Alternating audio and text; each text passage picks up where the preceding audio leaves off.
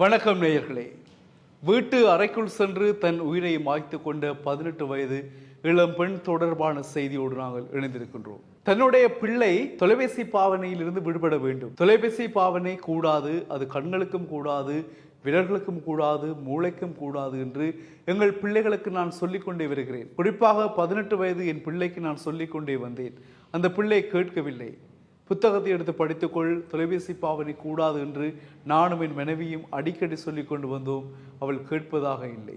நேற்றைய தினம் அதே போல் வழமை போல எங்களுடைய மகள் தொலைபேசியோடு இருந்தால் நாங்கள் கொஞ்சம் கடுமையாக கண்டித்தோம்.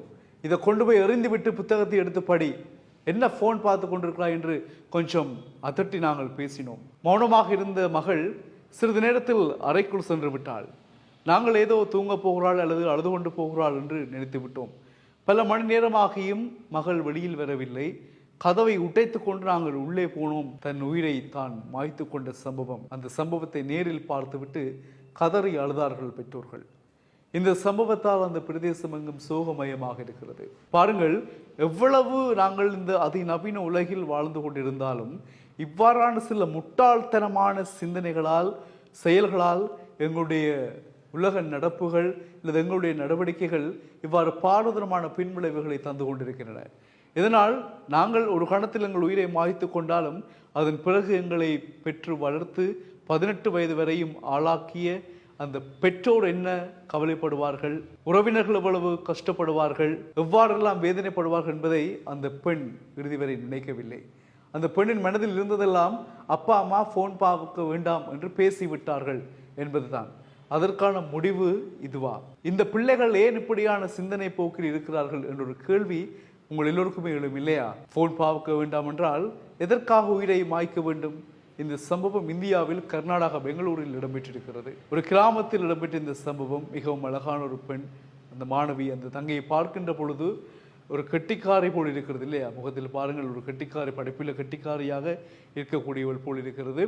இருந்தாலும் என்ன செய்வது? இவ்வாறான தவறான முடிவை எடுத்திருக்கிறார். இந்த முடிவினால் அந்த குடும்பம் மட்டுமில்லாமல் அந்த பிரதேசமே பெரும் சோகமயத்தில் இருக்கிறது.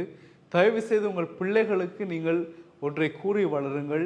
உங்களுடைய பிள்ளைகளுக்கு நீங்கள் சொல்ல வேண்டிய விஷயம் என்னவென்று சொன்னால், படிக்கின்ற காலத்தில் படிப்புகள் தான் மிக முக்கியமானது. அதை தவிர்த்து தொலைபேசி பாவனைகளோ வேறு பொழுதுபோக்குகளோ, பயன் தராத பொழுதுபோக்குகளோ, பிரயோசனம் இல்லாத இந்த ஒரு வேலைகளோ இவ்வாறான நிலையில் தான் சென்று முடியும்.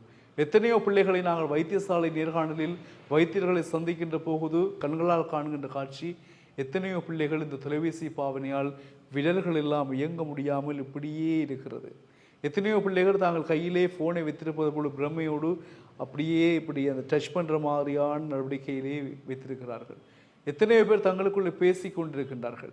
இந்த காட்சிகளை நாங்கள் தினமும் யாழ்ப்பாணம் போதனா வைத்தியசாலையிலேயே கண்டு கொண்டிருக்கிறோம். தில்லைப்பளை வைத்தியசாலையில் காண்கின்றோம். என்ன காரணம் என்றால் தொலைபேசி பாவனை. எத்தனையோ பெற்றோர்கள் தங்கள் பிள்ளைகளை அழைத்து கொண்டு ஆயுர்வேத வைத்தியர்களிடம் அலைகின்றார்கள்.